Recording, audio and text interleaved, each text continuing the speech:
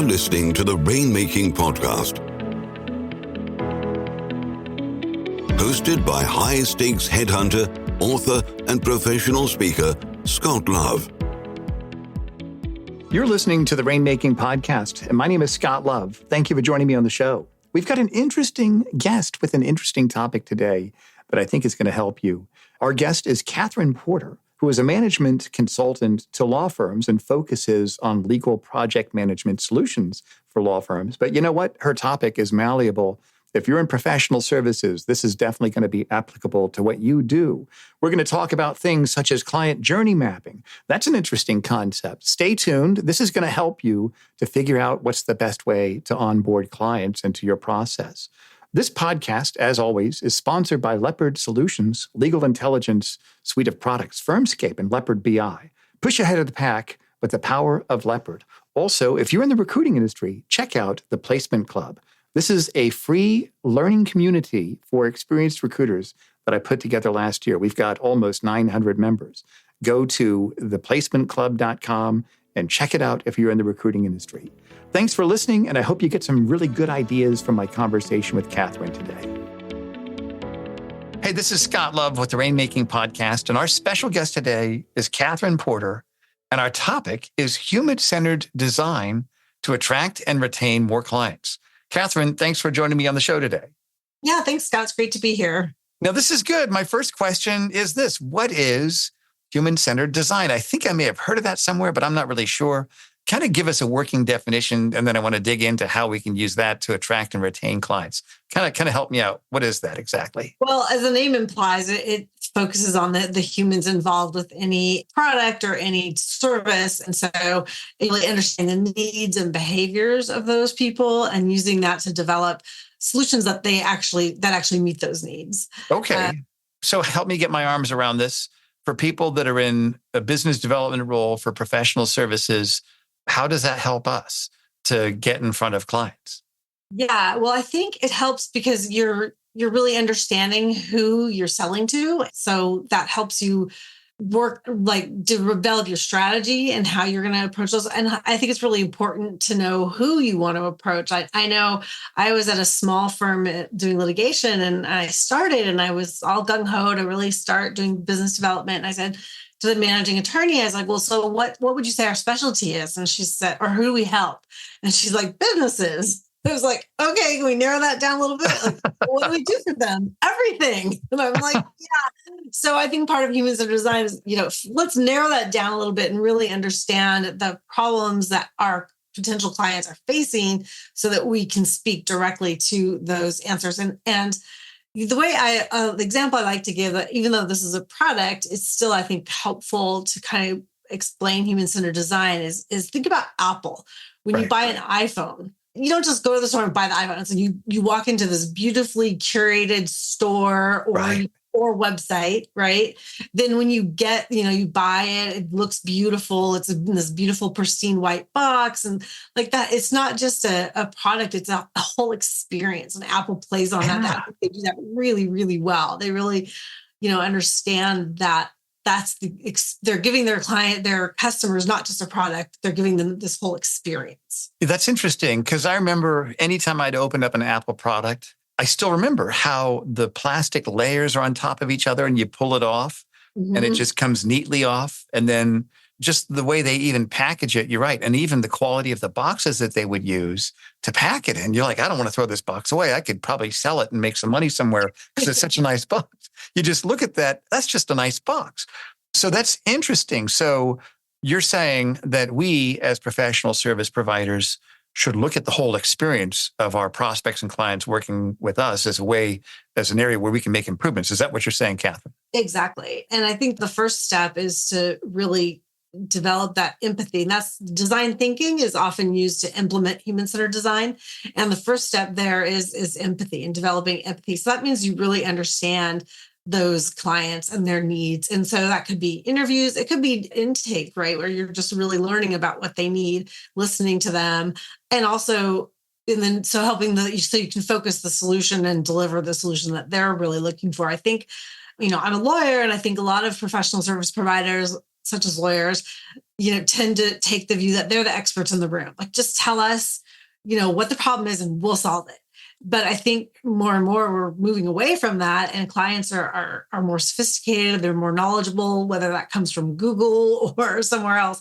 And so I think that, we really need to take the time to understand the client's objectives. It might not be what we think it is. And so that's interesting.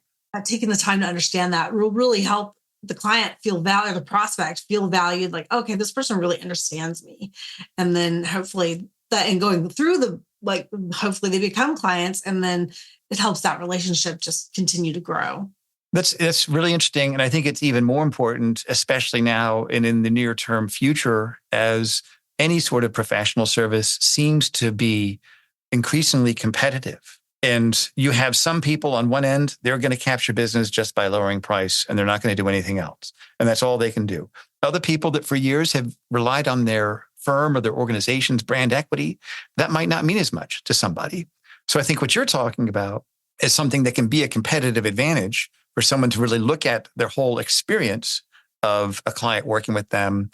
And I like that. We're going to improve our whole experience so that we can grow closer and attract and retain more clients. And the first step is to develop that empathy. So have you ever worked with a client of yours where they just had a tough time really caring, really having that empathy? Have you ever seen that before? Well, I think, I've seen it before. I think one of the things that I think I just read it in an American Bar Association book, and they were talking about how lawyers in particular have this sense of urgency where they just don't want to plan. And I think that's really hard. Like, people, and all of business development can be challenging, right? You're just like, why am I investing all this time in doing this effort? Like, it's not always a priority. It's not always the easiest thing to do. And so I think, like, okay, taking the time to develop the empathy and to really interview and understand the client. It's like, well, I'm the expert. I know what they need. Like, I just need to meet them and then I'm fine. And it's just really challenging. That mindset can be tough. Yeah, that's interesting. I think when it gets bad enough, then they're going to change, right? When they realize that I'm not getting the call like I used to, and there's so many more competitors, how do I get the business? So let me ask you this. Let's say you're working with a client, and one of your clients, and they have empathy. The executive leadership team is on board. They know they need to make improvements, and they have to change because they're losing business. So you feel that they have the right amount of empathy. They're very sincere about this.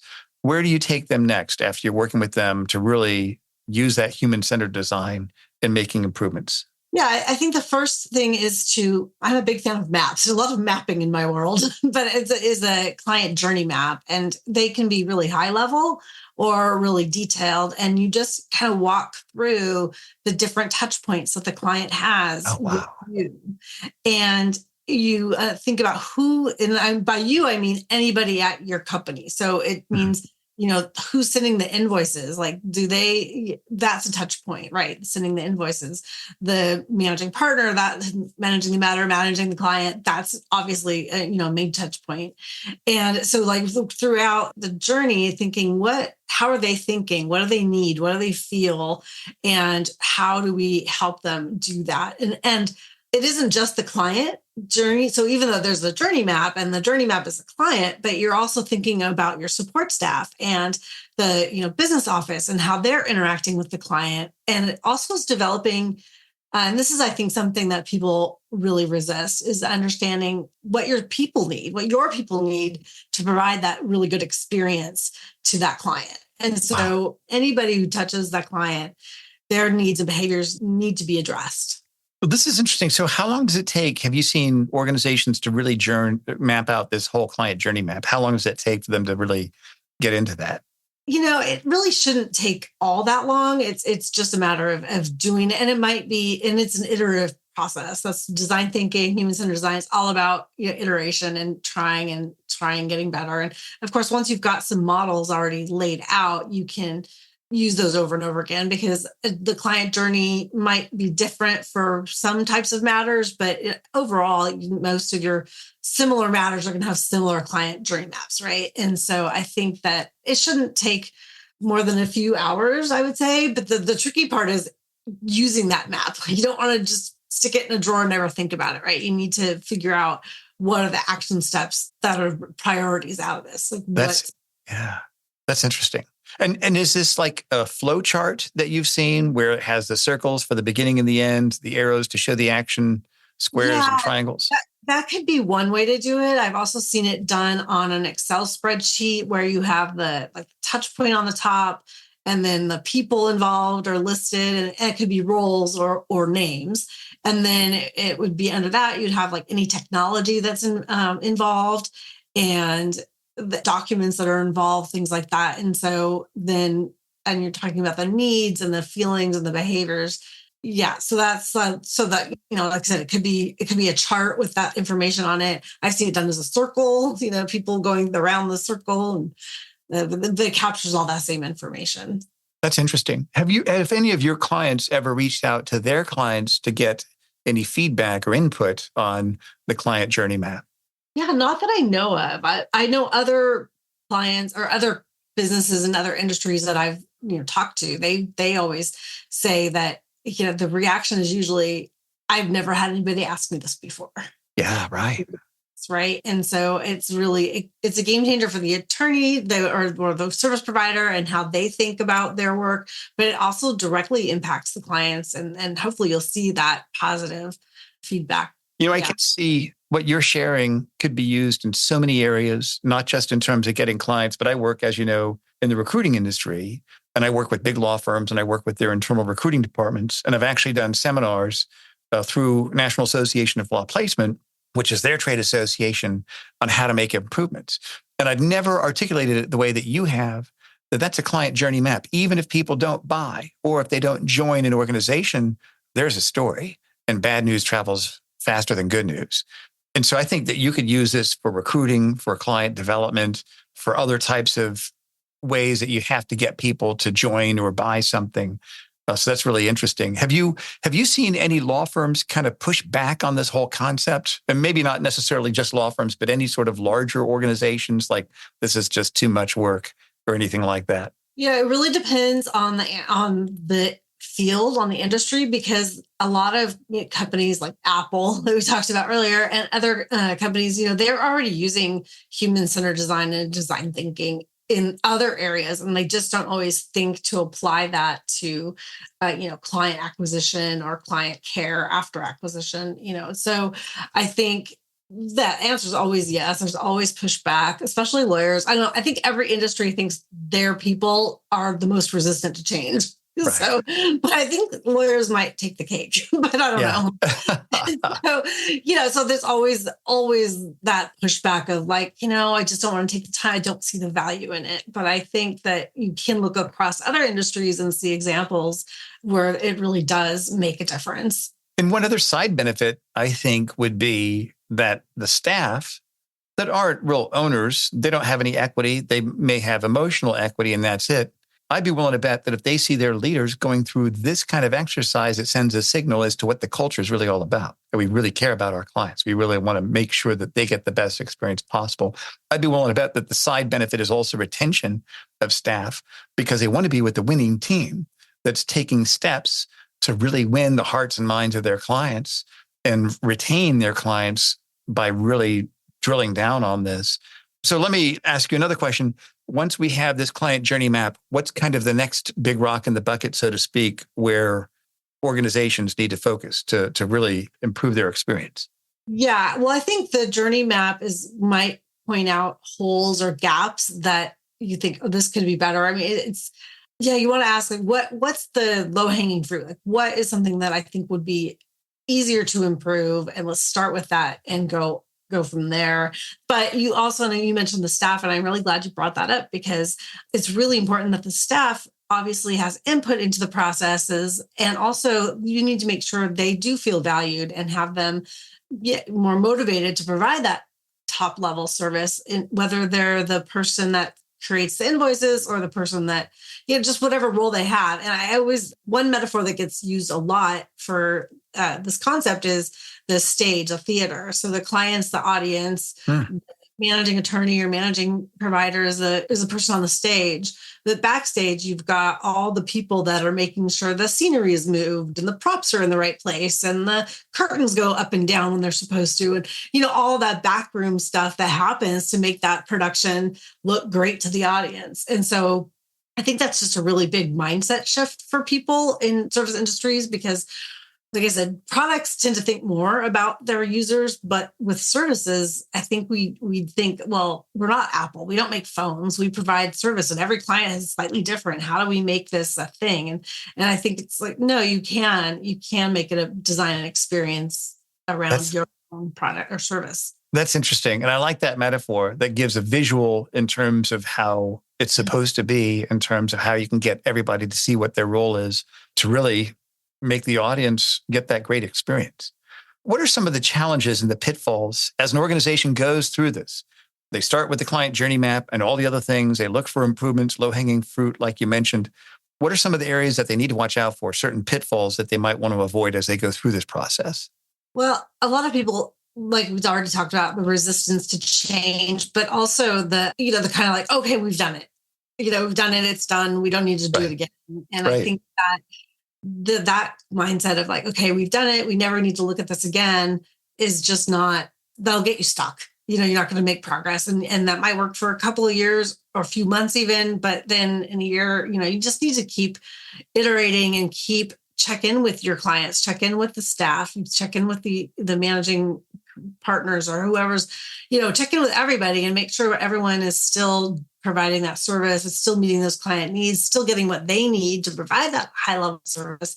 And sometimes you need to tweak things. It's constantly tweaking and improving.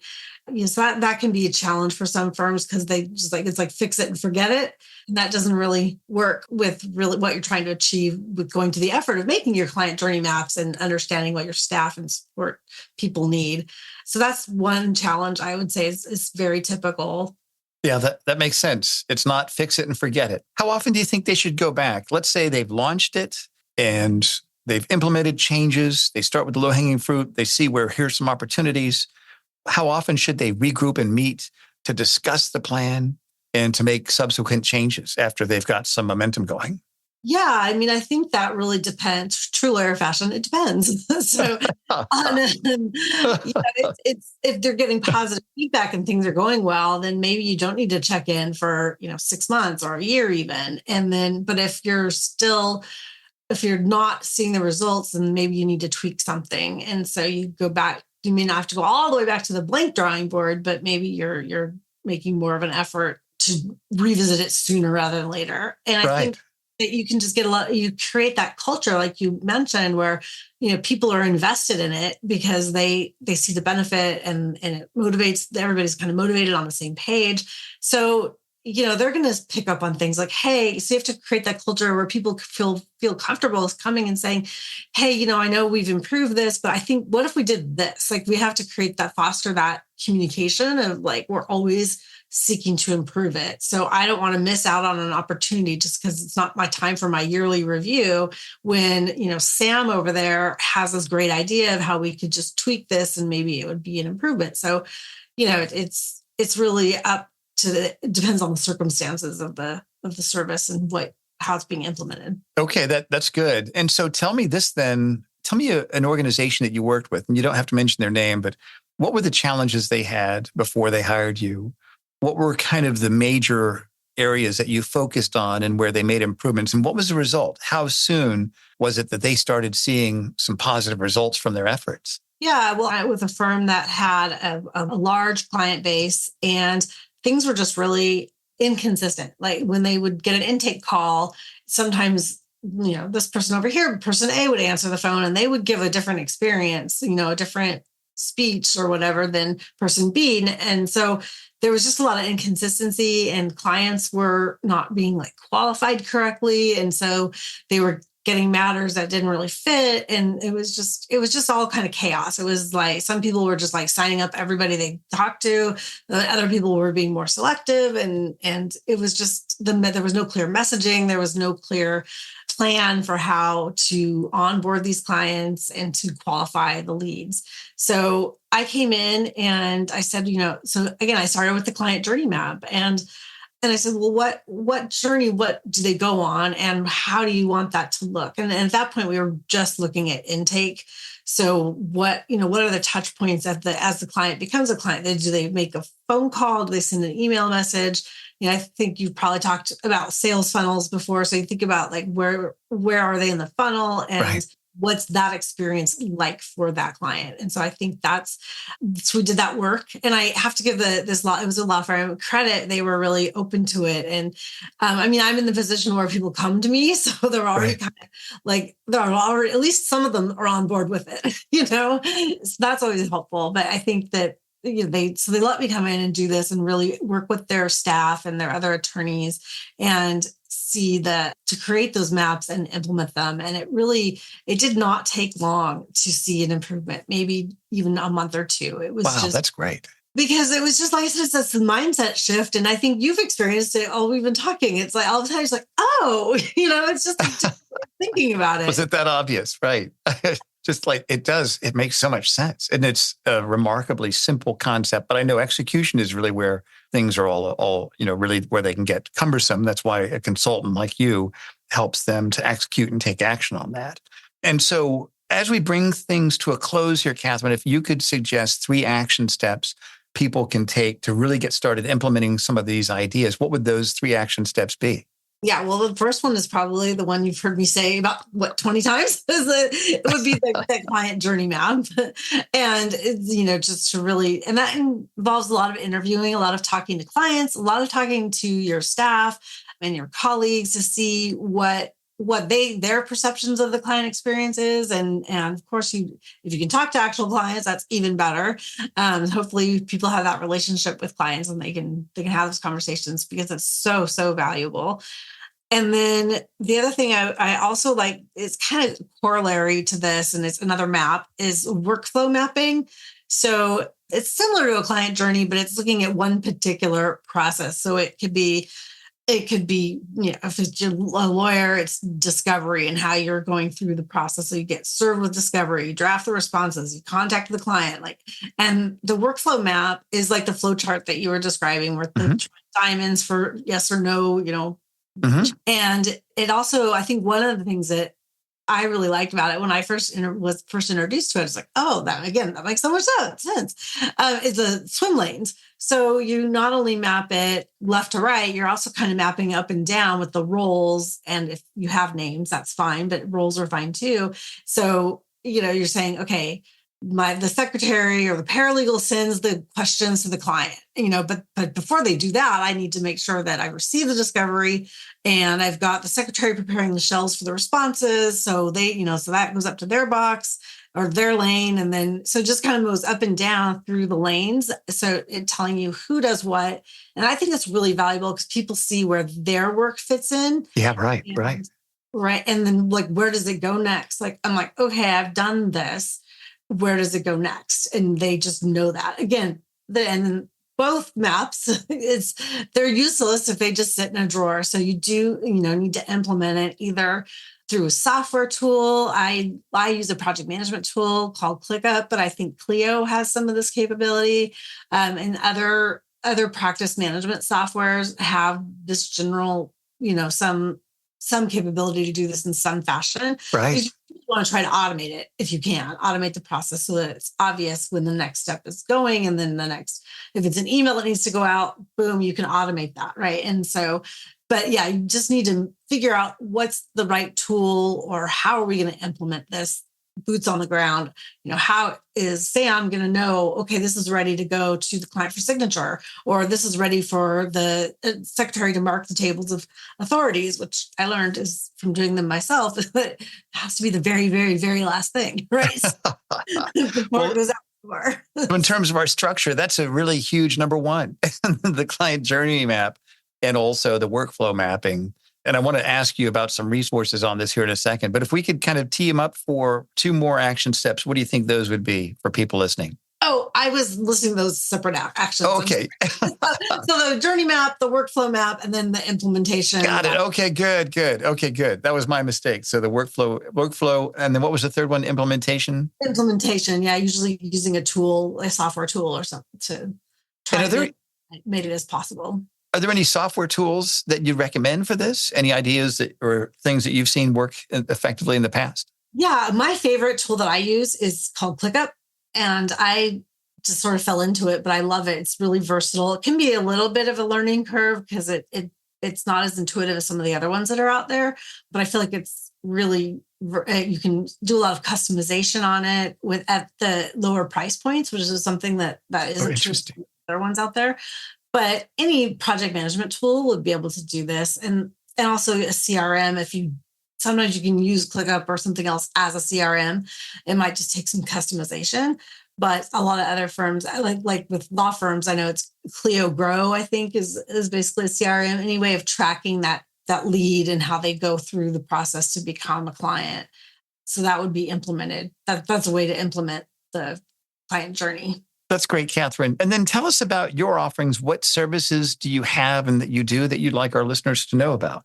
Yeah, well, like I said, I'm a lawyer, so I primarily work with law firms, and I do a lot of process improvement. So coming in and saying like we were talking about with the client journey mapping, is coming in and figuring out what processes do you have and how can we make them better? How do we better understand the client's needs? And then develop services around that or marketing around that, whatever it is. And then during the clients, if they become a client and while you're providing services to those clients, what else do you need to make sure that experience is also smooth for the client? So I come in and look at kind of what they're already doing and where the gaps are, what could be improved. I usually turn to the workflow maps as well. I think that's a really important first step for clients or for my clients to really get them on paper, get them understand what needs to go where and what the steps are. And because I think that we just don't take the time to do that. And it's all in our heads, right? That's what I hear all the time. It's all in our heads. And I was on a phone call with a person, a lawyer. And she was like, I really need more support from my staff. I was up at night before this hearing and I was thinking, I should probably have a binder. And she was kind of lamenting the fact that her staff didn't prepare a binder for her. And I'm like, well, what have you told them or have you mapped out that process and implemented it somehow so they know, maybe 3 or 4 days before the hearing, they should ask you if you want a binder? And so I think that just having those implementation pieces in there. So that's what I help clients do. Like, look, let's get this out in paper, get the process down, get it implemented so that you can better serve your clients more efficiently.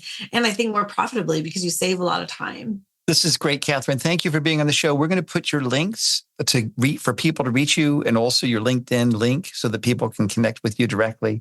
We'll put that on the show notes. Everybody that's listening, if you want to reach out to Katherine directly, just go to the show notes wherever you hear this podcast and you'll be able to reach her directly.